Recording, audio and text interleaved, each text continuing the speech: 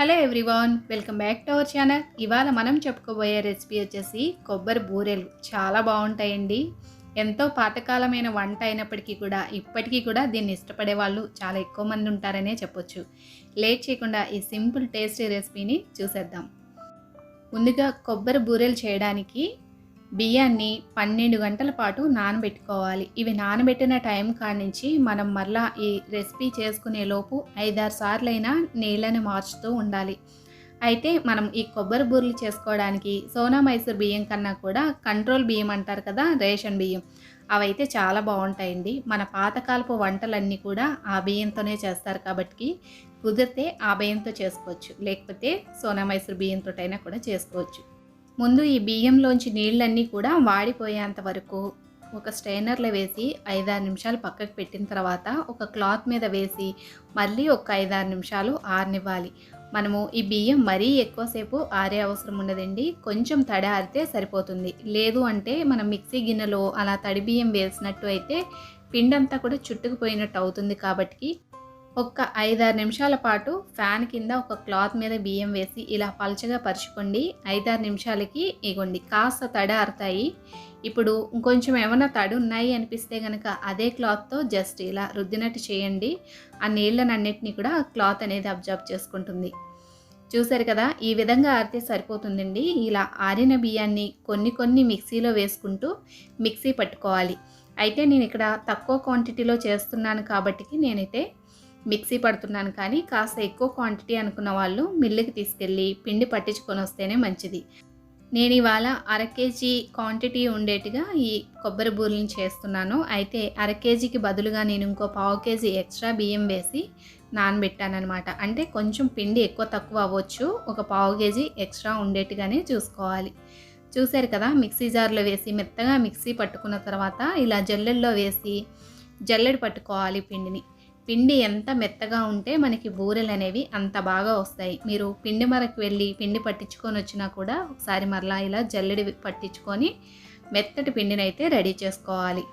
చూసారు కదా, జల్లెడి పట్టిన తర్వాత అడుగున ఇలా కొంచెం రవ్వలాగా వస్తుంది. ఈ రవ్వని మరలా మిక్సీ జార్లో వేసుకొని మరలా పిండి పట్టించుకొని మళ్ళీ ఆ పిండిని జల్లెల్లో వేసి మళ్ళీ పిండి జల్లించుకోవడం, ఇలా చేస్తూ పిండి అంతా కూడా ఇదే విధంగా ప్రిపేర్ చేసుకోవాలి.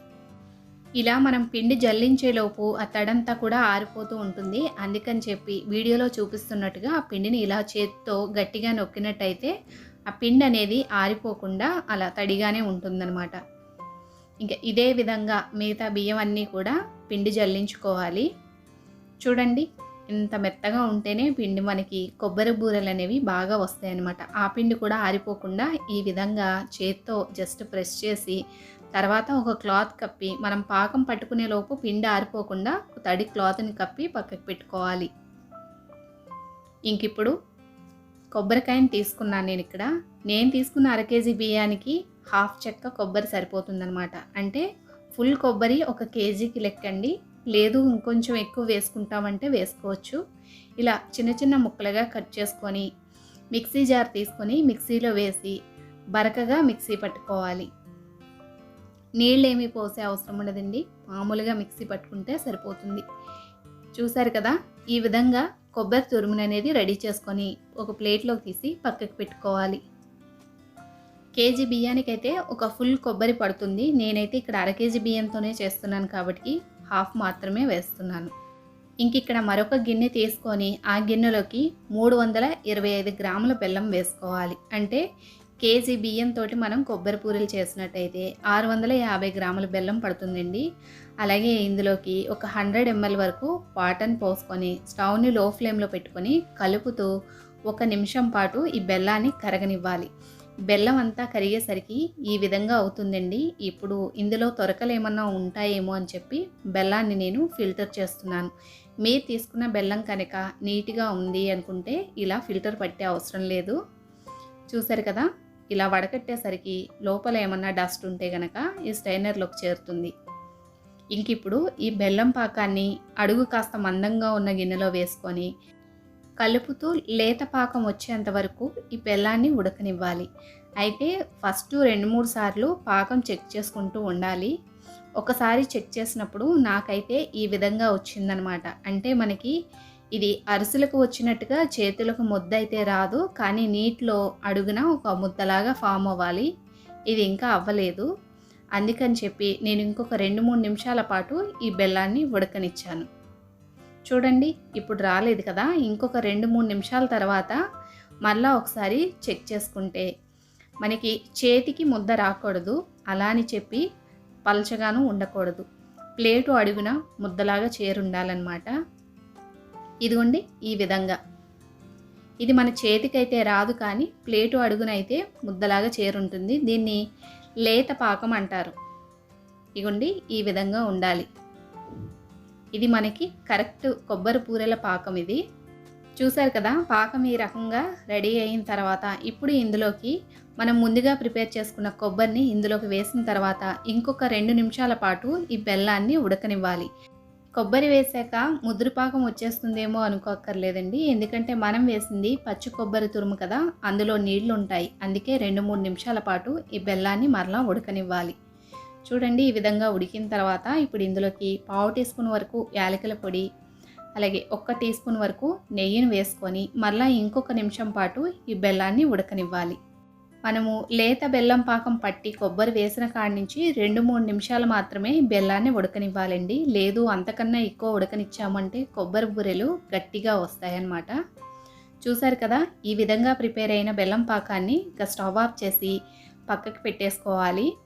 ఇంకా పక్కకి పెట్టిన కాడి నుంచి వేడిగా ఉన్నప్పుడే మనం బియ్యపిండి ఆల్రెడీ రెడీ చేసుకున్నాం కదా, కొంచెం కొంచెం ఇందులో వేసుకుంటూ ఫస్ట్ వేసిన పిండి మొత్తం కలిసేంత వరకు ఒకసారి కలుపుకోవాలి. మరలా తర్వాత ఇంకొక కొంచెం పిండి వేసుకోవాలి. ఇలా వేసిన పిండి ప్రతిసారి కూడా పూర్తిగా కలిసింది అనుకొని దాని కన్సిస్టెన్సీని బట్టి మరలా పిండి అనేది యాడ్ చేసుకోవాలి. చూసారు కదా, ఇంకొంచెం పిండిని వేసుకొని మరలా కలుపుకోవాలి.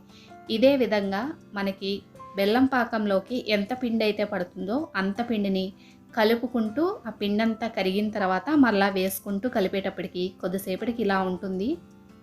చూసారు కదా, ఈ కన్సిస్టెన్సీ ఉండేటైతే మనకి చల్లారిన తర్వాత ముద్ద అనేది వస్తుంది.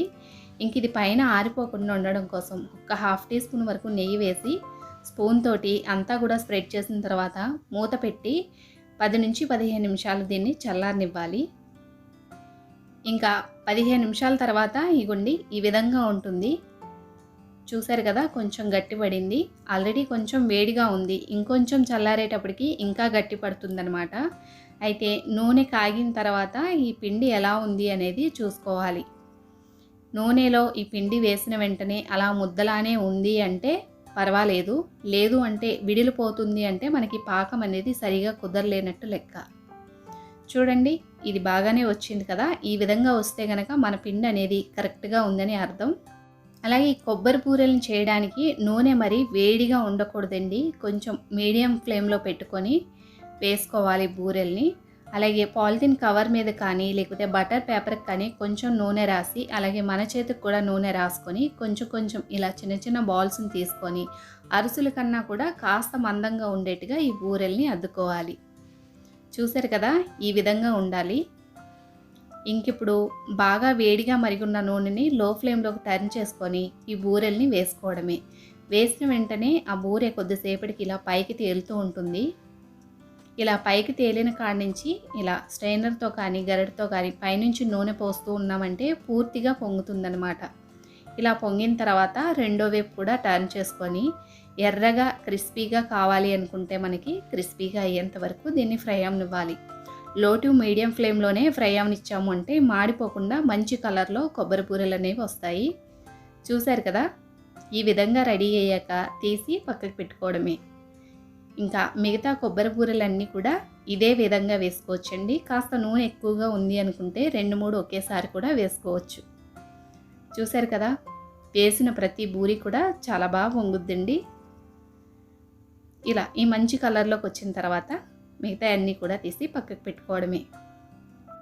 ఈ కొబ్బరి బూరెలు చేయడానికి కరెక్ట్గా బెల్లం అనేది అలాగే పాకం అనేది తెలుసుంటే చాలండి. మళ్ళీ ఒకసారి ఈ బూరెలకి కావలసిన కొలతలు చెప్తాను.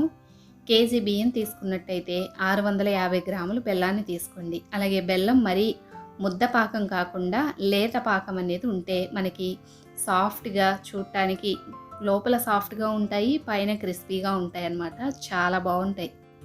మీరు కూడా మీ ఇంట్లో అందరికీ కూడా ఈ సంక్రాంతి పండగకి ఇలానే ఈజీగా నేను చెప్పిన కొలతల్ని ఫాలో అవుతూ ప్రిపేర్ చేసి పెట్టేయండి. ఇంట్లో అందరు కూడా చక్కగా ఎంజాయ్ చేస్తారు.